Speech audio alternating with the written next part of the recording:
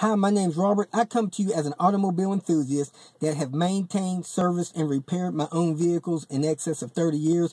I've had a car that lasts over 400,000 miles. The current car that I'm driving has over 220,000 miles on it. It's a 95 model. So I hope you can benefit from the information I share. Thanks for tuning in. In this video, I'm going to give you what I think is the top 10 tips on purchasing a used car, especially one that's older and has a lot of miles on it.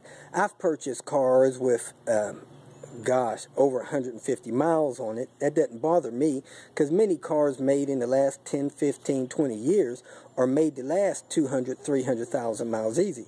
But that's only if those cars have been properly maintained. So let's go ahead and get started.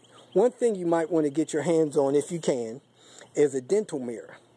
You could use a mirror like this to stick in the wheels to check the brakes. So this is a good thing to have when you're going to look at a used car. Another thing that's good to have when you look at a used car, is a code reader.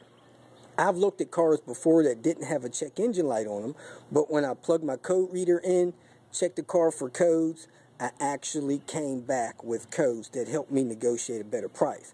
Now, this code reader I bought from eBay, which is a good reader. It cost me less than 60 bucks. So you can order one ahead of time. That way you have it when you go look at used cars. If you don't have a code reader, you can always drive a car to most of your local auto parts store and ask them to scan the car for codes. And if the owner doesn't want you scanning the car for codes, you probably don't want to buy the car. So the first thing we're going to do is an exterior walk around on the car. Let's get started. When you walk around the car, you're just looking for general condition. You want to take a look at the tires, make sure the tires are not bald, and that's a major expense in buying a used car. If you have to run out and buy new tires, you can spend anywhere from $400 to $1,200 on a new set of tires. You want to make sure that there isn't any lens cracked, especially if you have inspection requirements in your area. You want to look at the panel for the smoothness of the paint. As you can see, this car here is a 95 model. The paint is so smooth that you can see the reflection of the building over there. So the paint's in good shape. Make sure no windows are cracked. You want to look at the tires as well to make sure it's the same brand of tires on each location. Look at the wheels, see what kind of shape they're in. Sometimes wheels can be damaged. You want to look, make sure no light lenses are cracked, especially if you have to get an inspection. If you see something like that, touch it. Look at your wiper blades. Make sure that they're not torn up, falling apart. And the other tire was a hand kook. When I come over here, that one's also a hand kook. It's a matching tire. So that's a good thing to look at when you're walking around the car. You also may want to open up each door and close it. Make sure that the doors work. And again, you can check your other wipers. Make sure they work and they're not falling apart. They lift off. Don't fall off in your hand when they do. And again, that the paint is smooth. If the paint's dirty, you might want to take the car and get it clean before you buy it. And on this paint, you want to make sure that it feels smooth and it doesn't feel gritty. A car that has a gritty feel on it is normally a car that's been painted. Also, you can look at the gap in the section of the car. That gap should be equal in the whole way around the car. If you find a place that the gap is not the same as it is in one place to another, maybe that car has been repaired from an accident. Like again, make sure your panels are good. That's the first thing you want to check when looking at a car. Second thing you want to do is check fluids. Make sure the car has proper oil, proper coolant, and if you can look under it, see if there's any evidence of leaks. So I open the car door, I reach down here, pop the hood, hold that 3 seconds. You walk around the front of the car and get the hood open. You want to find a car that hasn't been running, and that may be a request you make from the seller. Reach under there, open the hood. You want to go ahead, the oil dipstick is normally red or orange. You pull it out, set it down, make sure you got good level of oil in there. This one is between the minimum and the maximum mark. It's right about a half quart low, which isn't bad. And it doesn't look all brown and disgusting and dirty. So that's a good sign that it's been changed or properly maintained. Over here you got your coolant reservoir. You want to make sure that that's between the minimum and the max mark, and this one is. You want to look around the hood for any obvious things that's loose or broken. And then you want to go ahead and check your brake fluid reservoir. It's normally clear, and you can shake it and see a level in it. Don't move it too hard, or it'll you can break it. So you don't want to break anything. You can take a look at your power steering fluid. It says power steering fluid on it. Open that up. Make sure that you have some wetness on the stick there, and it looks like fluids there. You may also want to make sure that the color of it is red or whatever type of fluid is supposed to be in there. And on the brake fluid, that should be clear on the inside of it and not all brown and burnt looking. So the fluid in there, it's relatively clear, dripping off of there, but it does look a little old and dirty, so that may be something that needs to be serviced sometime soon. Now this car also has a transmission stick. It's a little bit hard to reach. It's down there. You can pull that transmission stick out and make sure that the transmission fluid on the end of the stick is not dark and burnt brown. This one is a little brown. You can touch it on a piece of napkin or something and see that it should be red in color in most cases. So I'm going to put that back. The transmission fluid on this car is not super clean. That may or may not be a problem. I'll see how it feels when it drives. So now, not all cars has a transmission stick, and it's not proper to check your transmission fluid while the car is idle, but you have to look at the owner's manual on how to check the fluid. Let's move on to the next step. Now, by this time, the owner has a feeling that you possibly know what you're doing because you're checking fluids, and you don't have to talk a lot. They'll normally do a lot of talking for you. So probably by this time you have the owner on the ropes because you're actually doing things that should be done when you're looking at a used car. Now we're going to start the car. What you want to do, you want to request from the owner or the person that you're buying it from or the dealership that the car is cold when you look at it. You want to make sure the car starts when it's cold, and you want to make sure the car starts when it's hot. So in a cold car start, that you shouldn't have to touch the gas or anything. Reach in, crank the car up. But before you crank the car up, you want to turn the key to the on position and make sure that all of your warning lights light up. So let's go ahead and take a look at that. Make sure the warning lights on this car light up. Now, I've taken and stuck the key into the ignition. I'm going to turn the ignition on. I see all of these warning lights. One thing that you want to double check and make sure that's lit is the check engine light. You also want to make sure that you have a low fuel light. Your lights, warning lights or things like that are lit. So this car appears to have a lot of its warning lights lit, especially your check engine light. I've seen situations where people actually had the bulb removed or burnt out from their check engine light.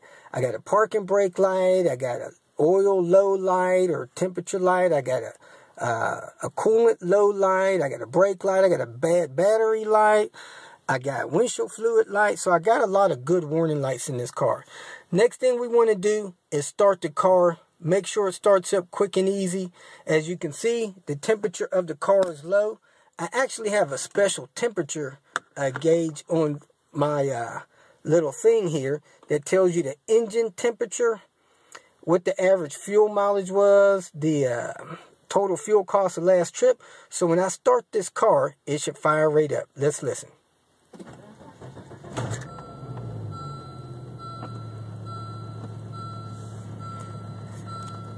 Okay, the car started up pretty good, pretty quick. It sounds fine. I don't hear any knocking or rattling. Now, it does have a light over here that's lit. That's actually a light that tells you that the rear fog light is on. So I could turn that switch off. The rear fog light went off, and the notification that it's on went off. Has a low fuel light. It also tells me how many miles I can go before I run out of fuel. So I got the car running. Now once I get the car running and the motor temperature is 92 degrees, it's going up, which is good. I want to step out of the car and make sure that everything is looking good on the outside of the car. And particularly one thing that I want to check is I want to check the exhaust. Now this car is cold. It's about 65 degrees here. And if you look at the tailpipe, very little color of anything is coming out of there. It's okay for a whitish steam type of smoke to come out of there, but it shouldn't be a whole lot of black or gray smoke coming out of there. If the smoke lingers longer than a foot or two from that tailpipe, there could be a problem with the engine running rich, burning oil, or possibly a head gasket problem. So the car started up good. It sounds fair. I don't hear any strange noises. I can try to look under the car to see if I see anything leaking. I don't see anything leaking under it, but I do see a dot or two under there. So I may back the car up 5 or 10 feet to try to determine what that is. And let's go ahead and back the car up to see what's on the ground under it. As I look at the dash again, the only thing that's still lit is the low fuel light. The car is idling pretty good. It's sitting at about 800 RPMs. I could actually change this. The temperature is going up. It's 123. I could actually change this and see what the RPM is. The car is idling at 840 rounds per minute, and this car is rated to idle at 850 RPM. So that's good.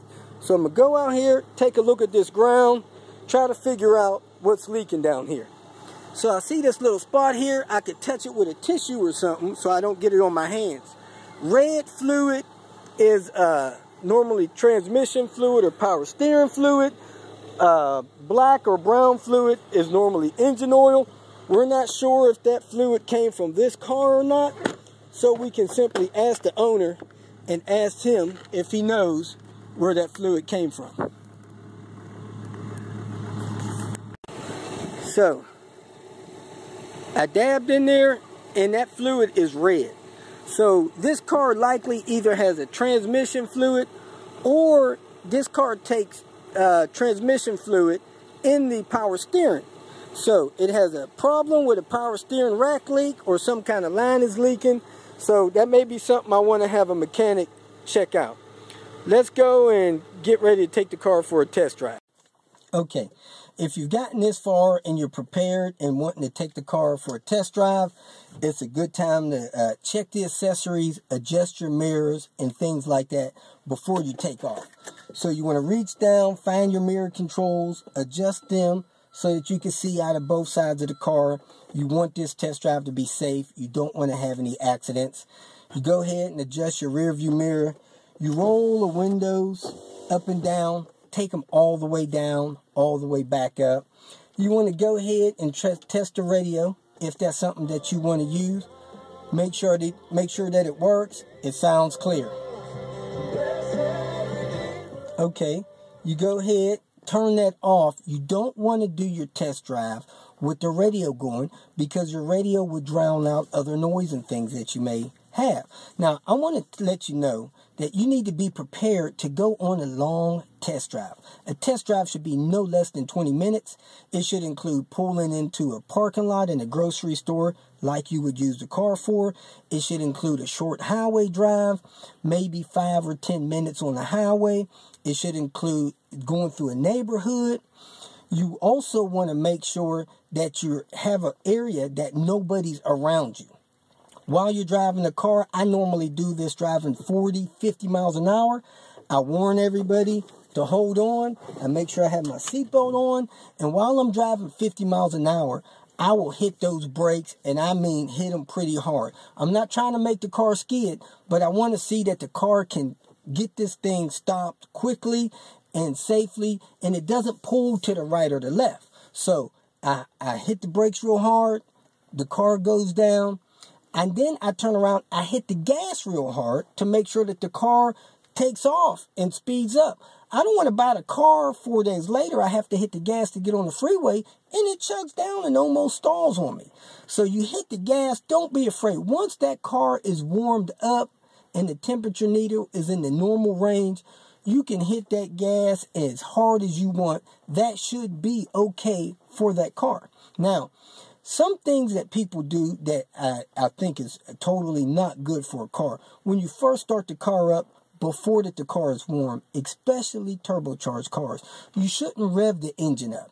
The engine, let it idle and idle smoothly at where it's supposed to. Drive the car nice and calm and easy your first few miles, 2 or 3 or 5 miles, so that temperature gauge gets in the normal range. Once it's up and stabilized in normal range, you should be able to step on that gas, step on the brakes, however you see fit, and to simulate real driving conditions. Don't baby that car, because let me tell you, there's nothing worse than buying a car 2-3 days later, the car is acting up, and that's something that should have been caught in the test drive. Take a nice long test drive, get that car warmed up, and give it a little bit of stress and strain. So I'm driving down the road, going 45, 50 miles an hour. I see that nobody's behind me. I tell everybody, hold on, I'm about to hit the brakes hard, and I just hit them. I'm not concerned about anybody else in this car other than me, with knowing that this car can get stopped when it needs to. Then I let off the brake, let the car coast along 20, 30 miles an hour, then I slam on the gas. One thing you want to do when you slam on the gas, of course, make sure nobody's immediately in front of you. Look out the back window. If you see a big puff of smoke come out the back of that car, then you know that there may be an internal engine issue.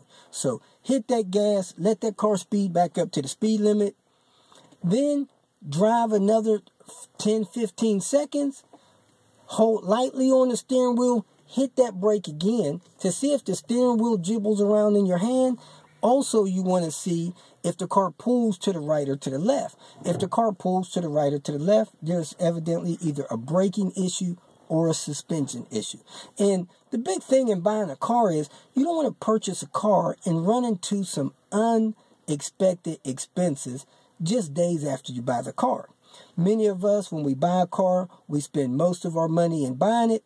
We rarely have enough $400 or $500, $1,000 to deal with the car 3 or 4 days after we got it if we find a problem. Okay, so you've driven the car, you've gone through neighborhood, you've gone on the highway, you want to see if the wheel's shaking, if the tires are messed up or something.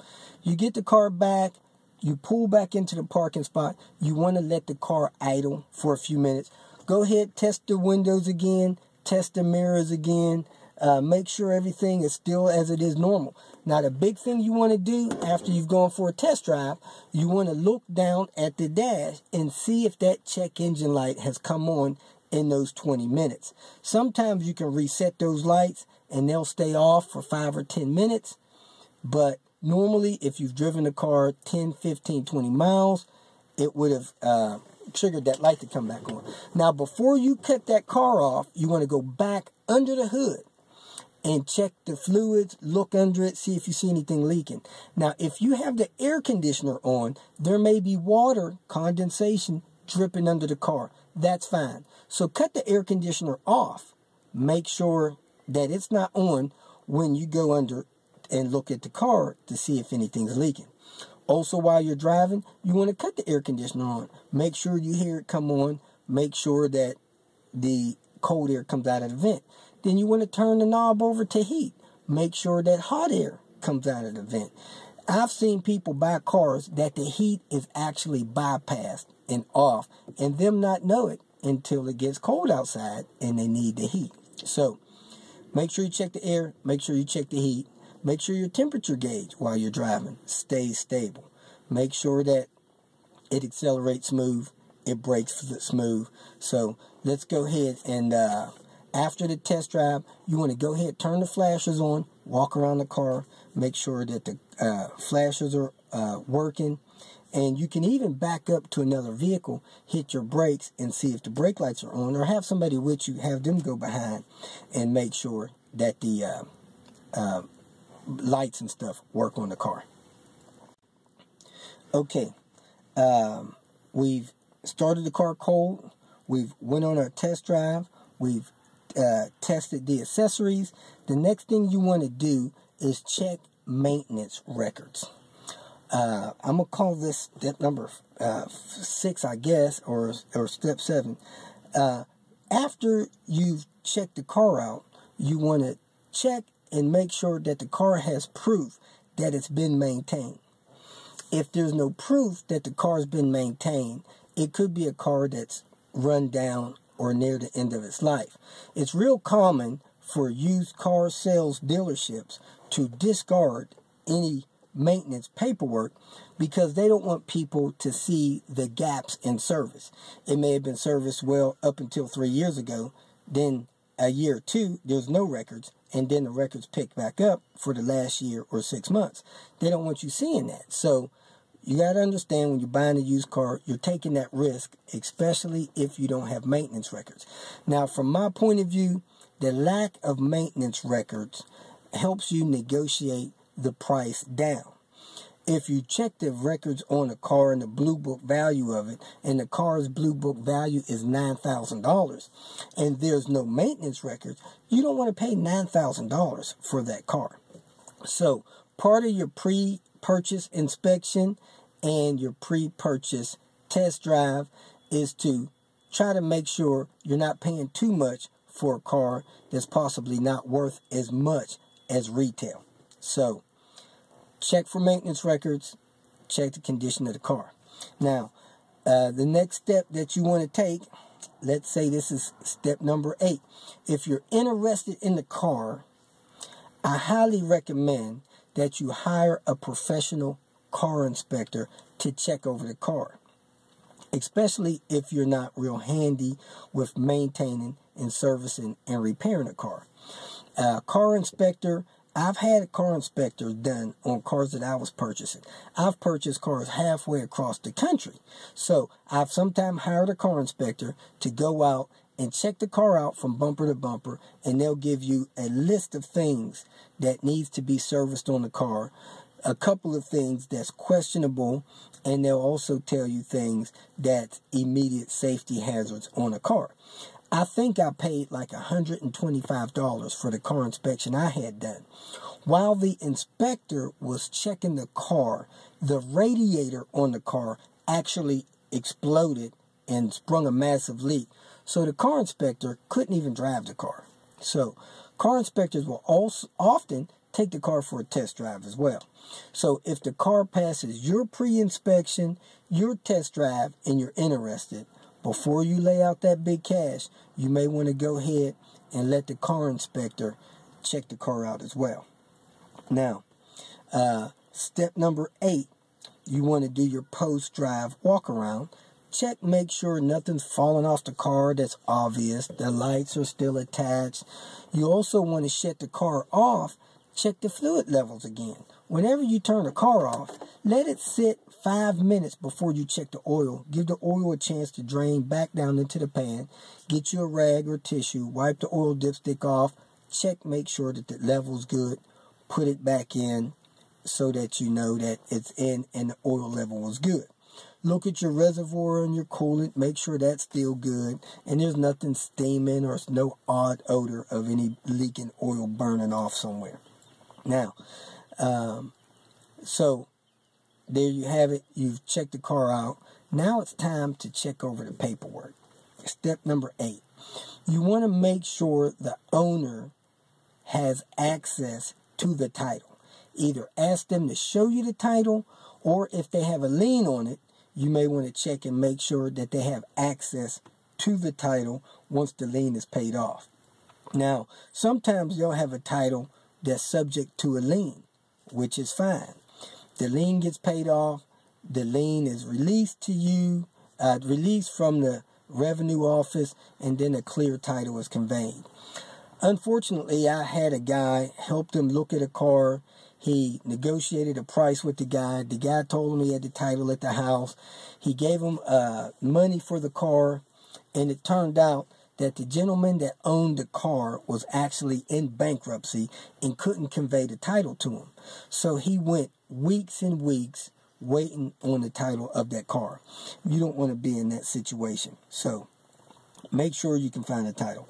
The next step, step 9, you want to go ahead and do a sort of maintenance history check on the car. Facts has a good program. I like to use a company called Auto Check. There's several out there. You want to pay that $30, $50 to check the history of the car. The car that my daughter now owns, I did an auto check on that in between me looking at the car and going back to get the money to purchase it. Turns out that the odometer read 83,000 miles, but there was a maintenance check on the car 2 years prior that was actually 120,000 miles. So this car had in excess of 120,000 miles on it, but the odometer only read 83,000. So either the current owner or somebody had recently changed the odometer on the car so it read less mileage. You need to know things like that. It helps you negotiate a better price. Now, the number 10 thing, the final thing I want you to do is check the car values. The very best way to check the car values is to call your insurance company that you plan to have the car insured with. You call them because they're the ones that will pay out on the car in the event that the car is in an accident or at a total loss. Me personally, I have full coverage insurance on every car I own. I've always have. I don't like being in this situation where if something happens to the car, I lose the car and its value. Most of my cars are well kept, so I get value on them if they get into an accident. And I've had a couple of instances where the insurance company paid full value for the car. So call your insurance company, ask them what the value of the car is. You can also check a website if you're in the U.S. There's a website called NADA Guides. A lot of insurance companies use that. I'm not real big on using websites like Edmunds or Kelley Blue Book. Sometimes they're sensitive to areas, and you don't want to get in a situation where all because a car... Hold on a second. Now, when we're talking about car values, like I said, I like to check NADA Guides because a lot of insurance companies use that. And sometimes I've learned that places like Kelley Blue Book or even some of your other places like Edmunds, they'll show different values and they'll sway a lot from one area to another. Now, one thing about car values is if you're buying something that's particularly old, in excess of 10 years, the value may be a little lower than someone's asking. But if someone has a pristine car that appears to be in excellent condition, I don't think it's a crime to maybe pay Blue Book or a little bit more. If somebody has a car that's priced real good, you may not be able to talk them down. But what you do want is to make sure that you're not overpaying. I recently had a lady friend that purchased a car that appeared to be in decent shape. It turned out that it was needing some major service. When I was going through some of her records looking for maintenance history on it, I learned that she paid $10,300 for her car.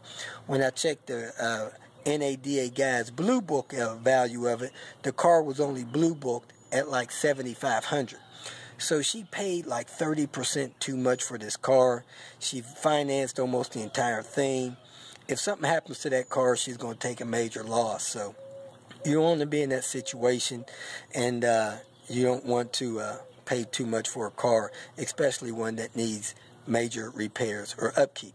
So just to recap, the reason that you want to do these major 10-point steps that I talked about here is that you don't want to spend all your money out buying a car and then have a major repair or a major issue hit you right away, like replacing tires, or have a car that doesn't drive smooth, or a check engine light comes on your way home. I don't know how many times I've turned on the website and had people complain about something going on with the car that they purchased yesterday, and the check engine light came on their way home. So you want to avoid that for sure. Okay, other than the value, the only other thing that we need to touch bases with is in the event that a check engine light came on. Now, if you don't have a code reader to read the codes on the check engine light, you can actually stop by a parts store and ask them to check it. Most states will allow a parts store to check the codes for you with the OBD2 compliant meter, or you can go by a dealer or something like that, or have a car inspector check it.